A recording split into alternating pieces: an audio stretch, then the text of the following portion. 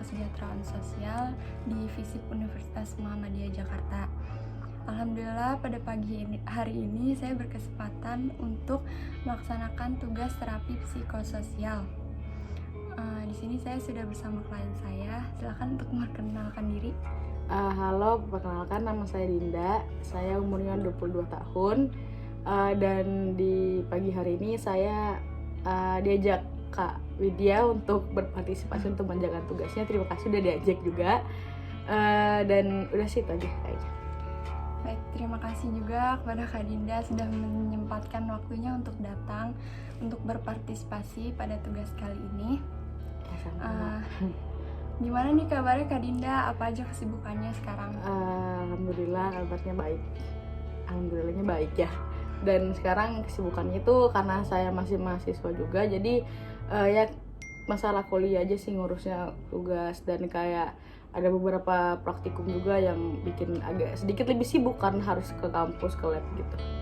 Kayaknya sibuk banget nih Kak Dinda, aktif banget nih kayaknya. Nggak, tugas kuliah doang sih. Oke, baik langsung aja ya mungkin.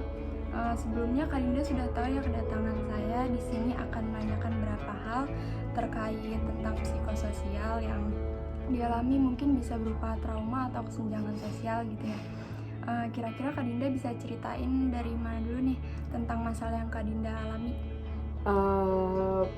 Kalau bahas soal masalah trauma gitu sebenarnya trauma tuh nggak cuma satu ya, dan kayak mungkin saya sih ngambil mulanya tuh, kalau kita ambil latar tempat dan waktunya tuh waktu saya SMP sih, itu 2015, tempatnya tuh di Sulawesi Selatan gitu.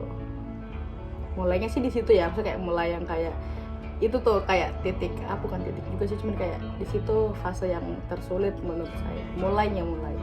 Berarti dulu Kak Dinda tinggal di Sulawesi gitu ya? Sulawesi Selatan ya, seorang Sulawesi Selatan kebetulan. Waktu itu kenapa Kak? Terus apakah itu yang menjadi alasan Kak Dinda pindah ke Jakarta? Waktu itu ada kejadian yang kayak, mungkin waktu itu saya merasa tuh hal yang sangat-sangat menyedihkan ya, cuman karena memang mungkin karena udah lama juga, jadi kayak menurut saya sih biasa aja jatuhnya ya. Waktu itu kebetulan orang tua divorce waktu itu, dan itu benar-benar hal yang jadi hal yang aneh sih sampai sekarang kalau dibahas, karena kayak itu hal yang tidak bisa dilihat oleh anak seumuran saya waktu itu. Saya sih ngerasanya gitu, dan itu nggak ada sama sekali hubungannya sama saya pindah ke sini, karena saya pindah ke sini tuh masih baru-baru ini. Waktu itu saya kelas 3 SMP tuh cuman divorce dan saya tinggal sendiri. Kenapa? Karena ibu waktu itu butuh refreshing, terus kayak ayah juga pergi gitu, jadi itu beneran pertama kali sendiri, jadi kayak agak aneh banget. Makanya tuh sebagai hal yang sangat-sangat merubah hidup saya sih waktu itu, cukup merubah banget.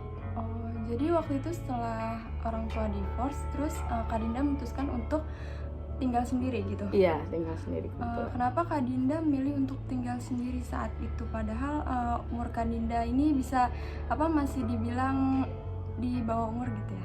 Waktu itu sebenarnya nggak ada pilihan ya, karena saya juga bingung nih kayak menanggapi situasi seperti itu. Saya bingung banget, jadi kayak ibu saya pergi gitu loh, ini kayak ibu saya tuh pergi punya healing lah, orang sekarang bilangnya healing. Dan kayak saya juga bingung kan, kondisi saya masih sekolah dan itu mendekati ujian nasional, jadi kayak gimana aja, saya tinggal sendiri aja di rumah. Jadi itu saya diawasin sama tetangga aja, itu pun juga diawasin kayak gitu aja sih. Jadi saya sendiri aja ya, nggak ada pilihan lagi sih. Kalau ditanya kenapa, bukan pilihan juga, cuman memang nggak ada pilihan aja, nggak ada opsi lain gitu. Kalaupun di rumah juga emang bakal sendiri nggak sih, karena ibunya iya makanya beneran nggak ada orang gitu. Kakak saya juga udah kuliah, jadi adik saya juga masih kecil ikut ibu, jadi beneran sendiri aja dan nggak bisa ditinggalin. Itu suasananya sekolah kan.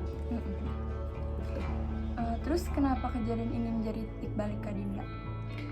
Karena gimana ya, dulu pas SD tuh saya cukup anaknya tuh introvert banget. Maksudnya saya tuh jarang banget sampai kayak saya pernah ketemu, jadi satu kompleks itu, satu blok, satu jalur gitu. Pas saya punya teman tuh, teman itu terus pernah main gitu sampai satu ketika teman saya ini nggak ngajak saya main lagi. Akhirnya ibu saya nanya sama ini teman saya ini kayak, "Nak, kok nggak pernah ngajak Dinda main lagi?" gitu. Terus teman saya jawab kayak, "Ya soalnya Dinda tuh suka ngatur," gitu loh. Jadi hal-hal kayak gitu kayak saya juga males main gitu. Jadi semua main di rumah, dan saya ngerasa bener-bener keluarga itu adalah tempat yang paling nyaman, tempat paling aman untuk kayak main, cerita, belajar, semua itu kayak menurut saya tuh rumah itu udah paling aman gitu loh. Dan kenapa ini menjadi titik balik, karena semenjak kejadian itu hilang kan semua tempat aman, tempat nyaman saya tuh hilang tiba-tiba gitu. Jadi itu yang kayak, dan mungkin waktu itu saya belum nyadar ya, maksudnya kayak itu kan logika saya belum sampai kayak sekarang gitu loh.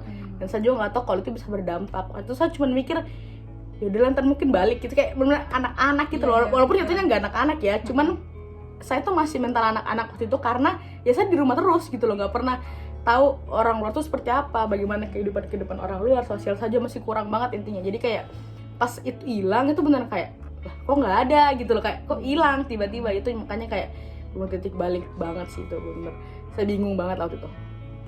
Jadi apa namanya, kurang gitu ya main sama Iya, temennya. itu yang bikin lebih susah lagi saya menjalaninya tuh, karena gak punya siapa gitu loh, karena emang saya tidak make a friend kan. Nah, semenjak itu apa nih yang Kak Dinda lihat yang berubah dari diri Kak Dinda? Mungkin ini terdengar kayak kasihan atau kayak jahat atau aneh ya, cuman ini tuh beneran fakta gitu loh. Yang berubah adalah karena saya udah apa ya jatuhnya ya, saya udah tinggal sendiri tuh udah 6 tahun loh Kak Widya. 6 tahun dari kelas 3 SMP sampai sekarang. Ini saya udah jatuhnya udah kuliah semester 6 ya. Jadi kayak udah lama banget. Yang terjadi adalah itu tuh bukan terjadi sekarang aja ya, cuman kayak waktu saya SMA kan saya tinggal sendiri juga tuh. Dan itu tuh saya pindah masalahnya, beneran pindah. Pindah apa sih namanya? Pindah tempat pindah daerah ya, betul. Dari Sulawesi Selatan saya ke Sulawesi Tengah. Nah, di situ saya SMA-nya di situ, dan itu juga ditinggal sendiri. Jadi kayak saya cuma diantar ke sekolah. Jadi kayak sekali ke sekolah itu terus tiba-tiba tinggal gitu loh. Nah, yang berubah waktu itu adalah saya kan anaknya introvert ya, maksudnya kayak dari SD tuh saya mainnya tuh di rumah mulu. Jadi karena saya kehilangan, sebenarnya nggak kehilangan 1% sih ya, cuma kayak saya cukup kehilangan waktu itu zona aman dan nyaman saya. Jadi mau tidak mau saya memaksakan diri saya untuk bersosial. Itu yang berubah banget sampai sekarang ya. Tapi tuh jatuhnya berubah yang baik sih, cuman yang berubah banget itu karena saya maksa diri saya untuk jadi anak yang ekstrovert. Mana-mana tuh pokoknya ketemu sama orang itu awal-awal tuh sosial energi saya tuh kayak aduh capek banget gitu loh. Cuman mau nggak mau gitu loh, jadi kayak saya mau nggak mau ya harus bikin zona nyaman saya sendiri lagi gitu loh. Karena jujur saya tuh, maksudnya kayak orang kan sudah bilang ya udah sih ntar juga ujungnya sendiri, udah sih semua tuh ada di atas kaki kita. Ya benar sih, cuman kayak saya pribadi sih sampai sekarang ya belum bisa sih kayak gitu. Jadi kayak saya harus ada orang yang kayak minimal ingetin lah, kayak Din kayak gini ya, Din kayak gitu ya gitu loh. Nah, mau nggak mau waktu SMA saya bikin itu, saya mengubah diri saya menjadi anak yang ekstrovert gitu. Jadi kayak walaupun itu susah banget, sempat waktu SMA saya tuh nggak datang sekolah 1 bulan, kayak seminggu tuh cuman sekali doang. Itu sampai kayak di rapor saya tuh tanpa keterangan 25 hari, saya ingat banget, sakit 10 hari. Itu kayak bener-bener kayak karena saya malas gitu loh. Jadi tapi nah waktu itu karena saya jarang banget ke sekolah gitu, saya pengen dipindahin ke Sulawesi Selatan lagi. Jadi kayak balik ke Sulsel itu karena teman saya di sana banyak gitu yang mungkin lebih mengerti saya waktu itu. Akhirnya saya ngemis lah untuk dipulangin lagi. Terus akhirnya ibu saya yang kayak ya udah gitu loh, balik. Nah, cuman waktu itu saya merasa kalau saya balik ke Sulawesi Selatan itu saya merasa kayak nyerah gitu loh, kayak nyerah sama kehidupan, kayak kok saya nggak bisa bertahan gitu loh di kondisi saya ini gitu loh. Akhirnya di situ saya mulai benar-benar langsung kayak maksa diri saya, udah berubah Din, kita harus bisa berteman, kita harus bisa bersosial, kita harus upgrade diri semuanya. Itu saya maksa buat itu. Makanya pas kelas 1 SMA itu beneran apa ya, nilai saya tuh kayak nggak jelek lah, jatuhnya jelek gitu karena saya fokus nyari teman.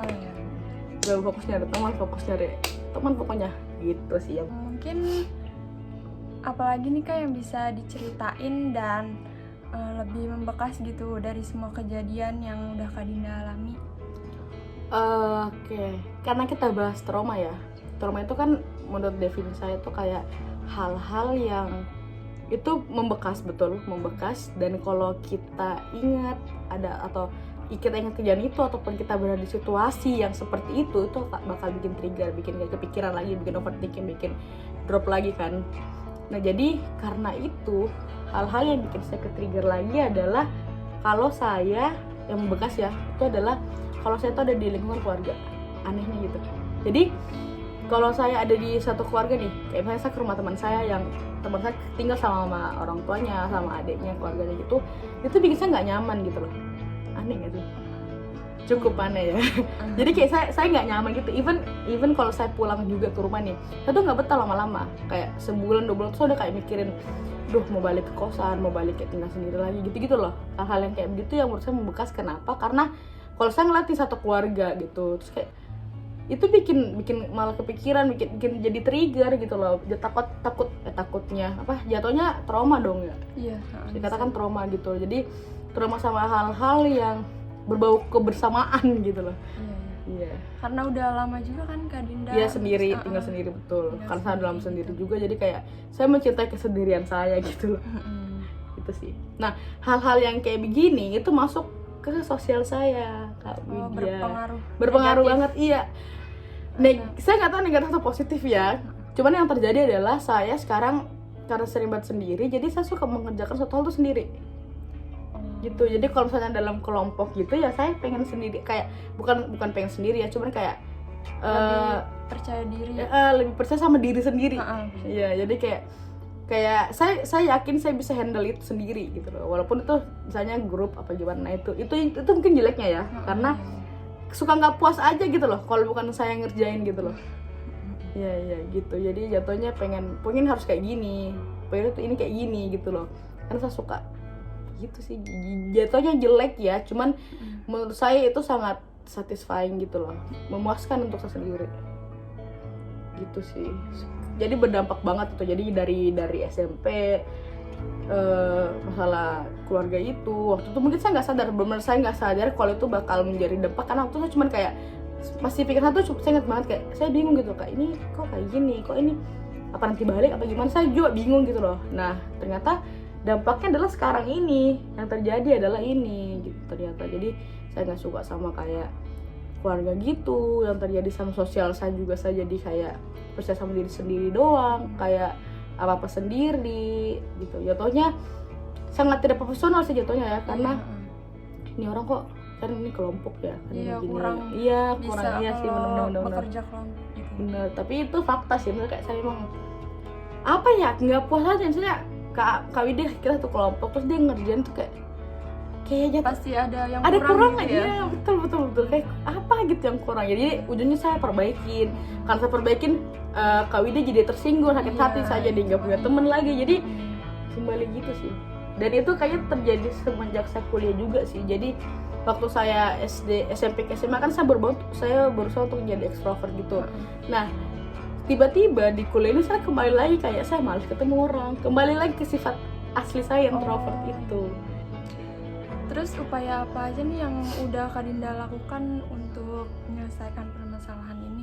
Permasalahan ini tuh sebenarnya ini tuh mulai jadi masalah ya. Maksudnya kalau kita tarik lagi ke belakang, masalah ini memang terjadi 2015. Cuman ini menjadi suatu masalah bagi saya itu pada saat saya injak perkuliahan, itu 2019 akhir, 2019 lah mulainya, September gitu kan. Itu menjadi suatu masalah buat saya. Jadi suatu masalah, maksudnya jadi hal yang serius buat saya ya. Jadi hal yang serius karena itu udah kayak saya ada di fase yang kayak gini loh, saya tinggal sendiri tuh udah lama banget ya Kak. Nah udah banyak banget keputusan yang saya ambil sendiri atas kejadian itu. Semenjak saya hidup sendiri, saya banyak banget ambil keputusan tuh untuk hidup saya tuh sendiri semuanya. Nah sampai di satu titik yang bikin saya menjadi ini hal yang serius adalah saya berada di titik dimana apakah pertanyaan besar dalam otak saya adalah apakah yang sudah saya lakukan dan yang mau saya lakukan itu hal yang benar. Maksudnya adalah gini, kita sebagai manusia kan kita punya otak ya, kita punya akal.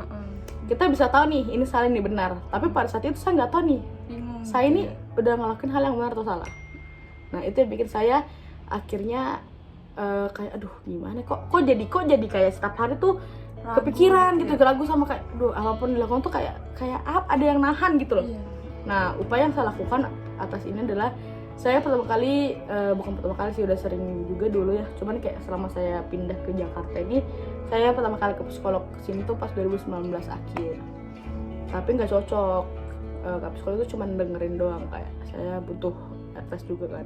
Berarti mencoba untuk pergi ke psikolog? Iya sempat langsung psikolog, terus itu nggak cocok lah. Habis itu 2020 awal saya coba lagi datang tapi nggak cocok lagi. Terus itu 2020 akhir karena covid ya, jadi saya coba untuk konsultasi via online via Zoom gitu, dan itu juga karena psikolognya masih muda ya, dan kayaknya sih kurang gitulah, jadi kayak gak cocok lagi sampai 2021 Maret, inget banget itu mulai ketemu sama psikolog lagi, dan itu cocok banget sampai sekarang sih. Jadi ada beberapa terapi yang dilakukan, dan dari situ dibilang memang karena saya pas itu orangnya mikir terus kayak semua tuh dipikirin gitu loh, kayak naik motor nih, kayak kok aspal hitam ya, sampai segitunya. Iya, kayak kok aspal nggak putih, kayak kok aspal namanya aspal gitu loh. Hal-hal yang kayak gitu itu bikin saya pikir terus. Kayak menurut saya waktu itu ya, setiap kalimat tuh ada artinya, setiap kata ada maknanya. Jadi kalau orang ngomong sama saya tuh kayak kok dia milih kata itu untuk digunain. Selalu mempertanyakan betul. Selalu diulik kayak kok kenapa. Nah itu yang bikin juga agak mengganggu. Cuman kalau psikolog saya, pertanyaan seperti itu, rasa jiwa investigasinya tuh berawal dari pas kejadian itu kan, Widya. Karena waktu itu saya nggak berani ngomong. Waktu kejadian saya nggak berani. Kok kenapa ayah saya ini, kenapa ibu saya ini? Nah itu yang muncul dari jiwa saya sekarang. Penuh dengan penasaran. Nah itu hal-hal yang kayak tidak bisa dijelaskan waktu dulu, cuman terjadinya sekarang, dampaknya sekarang. Iya benar. Iya gitu loh. Ya itu bisa masuk akal sih, karena menurut saya dulu tuh diem, nangis aja tuh saya sembunyi. Gitu. Jadi kayak itu yang terjadi sekarang. Jadi kayak apa-apa ditanya kenapa, padahal sebenarnya saya cuma perlu aja jawaban kenapa waktu itu ibu sama ayah saya divorce, itu aja sebenarnya. Tapi gitu. Untuk sampai saat ini apa udah mendapat jawaban dari pertanyaan? Udah sih. Iya. Cuman memang yang terjadi adalah itu tidak bisa diubah langsung ya. Maksudnya walaupun saya udah dapat jawabannya, tapi kayak itu udah mengubah.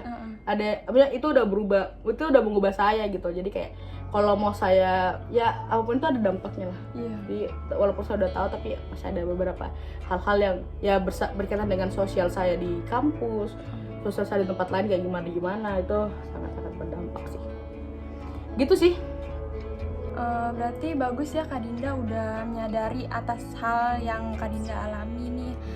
Berarti itu berdampak negatif ya bisa dibilangnya. Iya bisa dibilang gitu sih.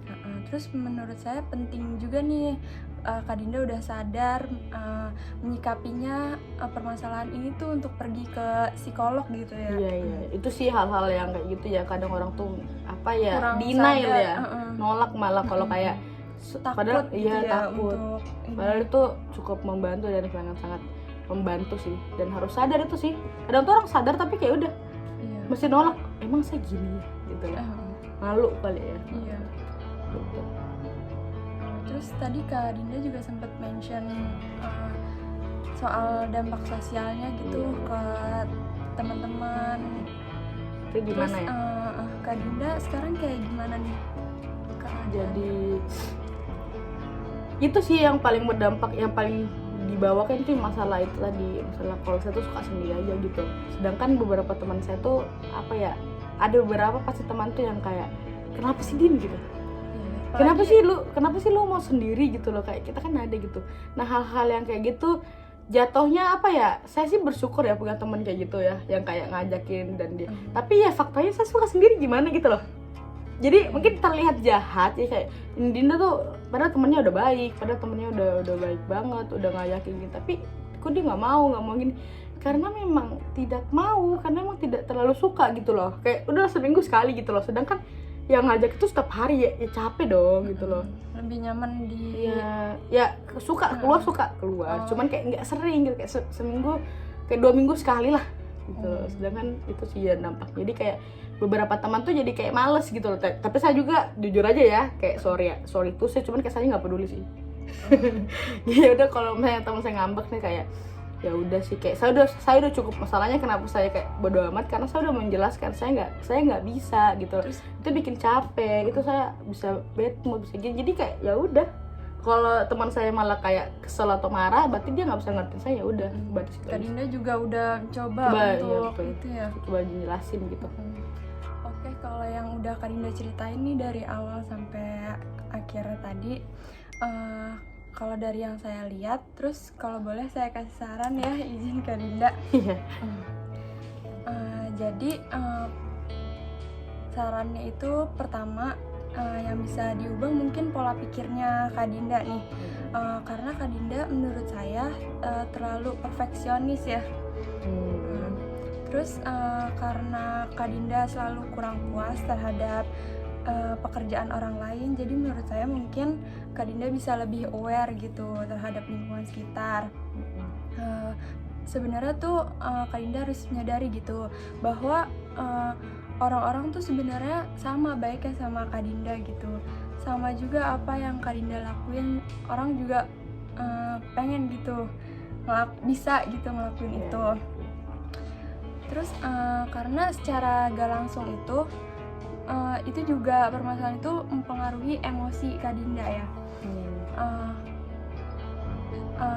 Emosi yang Kak Dinda keluarkan itu contohnya seperti rasa kecewa sama diri sendiri kan tadi sering juga. Terus nggak puas sama diri Kak Dinda kan. Terus akhirnya Kak Dinda jadi marah kan, dan akan berdampak lebih ke orang-orang di sekitarnya juga. Jadi saran saya yang pertama itu bisa dimulai dari perilaku sehari-hari, seperti dalam kerja kelompok misalnya. Kak Dinda bisa lebih berani memberikan tugas, maksudnya membagi tugas-tugas di kelompok gitu kepada anggota kelompok lainnya. Jadi nggak Kak Dinda terus nih yang kerjain gitu. Harus bisa berdiskusi gitu, harus menerima pendapat orang lain kan. Ya, iya sih ya, karena ya benar nih kata Kak Widya tadi, beberapa saran itu benar-benar saya butuhin banget ya. Makasih Kak Widya. Ya, itu juga sebenarnya hal-hal yang saya lagi on proses sih. Insya Allah tuh saya pengen banget bisa kayak gitu ya, dari pola pikir, emosi, dan tadi perilaku juga itu saya berusaha sih. Tapi terima kasih untuk Kak Widya atas sarannya. Mungkin dari hal-hal yang kecil gitu betul, pasti akan berdampak nanti ke depannya gitu. Betul. Oke, kalau Kak Dinda nggak tahu lagi ya, jadi di dalam dunia psikologi itu ada banyak sekali jenis terapi nih Kak Dinda. Nah, yang barusan saya lakukan itu merupakan terapi perilaku kognitif namanya. Jadi kalau Kak Dinda gak tahu, terapi perilaku kognitif itu bertujuan untuk mengevaluasi pola pikir, emosi, dan juga perilaku yang menjadi sumber masalah dalam kehidupan pasien. Gitu ya. Iya. Saya baru tahu sih itu. Maksudnya kayak saya baru tahu kalau di dalam psikologi itu banyak banget terapi gitu loh. Ya. Makasih loh ilmu barunya. Mungkin jadi pelajaran baru ya yang bisa diambil. Ya, mungkin sekian Kak Dinda, terima kasih banyak sudah membantu. Terima kasih juga atas sarannya dan ilmunya juga ya. Oke, terima kasih. Mungkin sekian videonya. Terima kasih sekali lagi, dan semoga Kak Dinda bisa lebih memahami akan kehadiran orang lain dan pelajaran-pelajaran baru yang bisa diambil. Oke. Sekian, wassalamualaikum warahmatullahi wabarakatuh.